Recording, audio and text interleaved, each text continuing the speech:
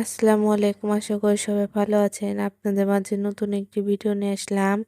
আজকে জিওল মাছ দিয়ে বেগুন রান্না করব। পুরো ভিডিও দেখতে সাথেই থাকুন। জিওল মাছের কাঁটাগুলো এখন আমি কেটে নিচ্ছি।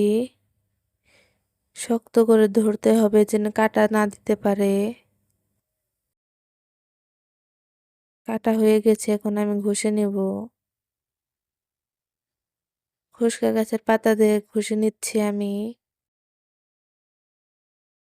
অনেক সুন্দর দেখা যাচ্ছে। পিস পিস করে কেটে এখন আমি ধুয়ে নিচ্ছি। লবণ দিয়ে নিয়েছি, এখন মাছগুলো ভালো করে ঘষে নিব।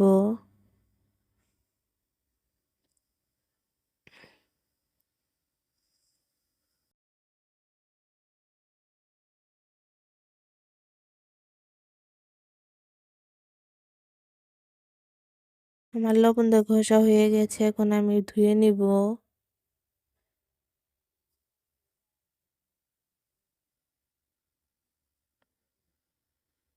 অনেক চকচকা দেখা যাচ্ছে।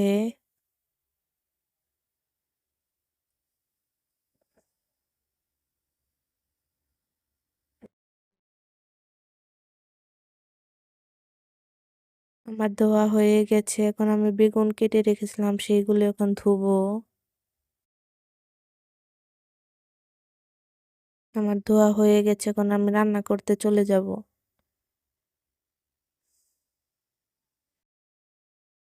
কড়াইটি গরম করা হয়ে গেছে, এখন আমি তেল ছেড়ে দিলাম। তেল গরম হয়ে গেছে, এখন পেঁয়াজ মরিচ দিয়ে এখন ভালোভাবে নাড়াচাড়া করে নেব।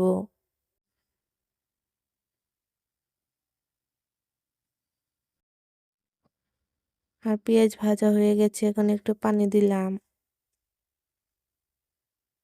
আদা বাটা,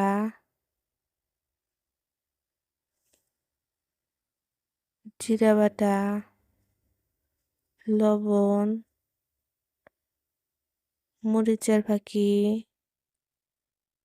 হলুদের ফাঁকি, সজের ফাঁকি ভালোভাবে এখন মিশিয়ে নিব।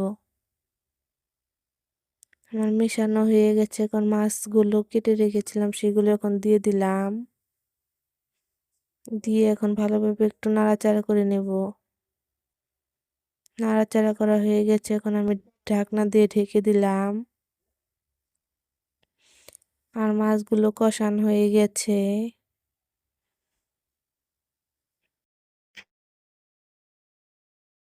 এখন আমি নামিয়ে ফেলবো। মাছ কষানো ঝোলে এখন আমি বেগুন দিয়ে দিব। বেগুন দেওয়া হয়ে গেছে, একটু নাড়াচাড়া করে নেব।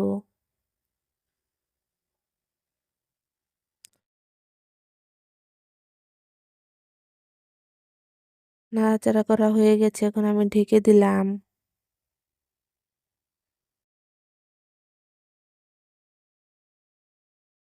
বেগুনগুলো আমার কষানো হয়ে গেছে, এখন পানি দিয়ে দিব। পানি দেওয়ার পরে একটু নাড়াচাড়া করে নিলাম। এখন আবার ঢেকে দিলাম। তরকারিটি আমার বলক উঠেছে, এখন মাছগুলো দিয়ে দিব।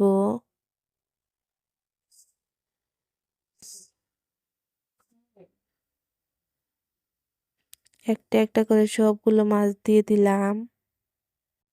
তরকারি রান্না করা হয়ে গেছে, এখন আমি নামিয়ে ফেলবো। ভিডিওটি দেখার জন্য ধন্যবাদ।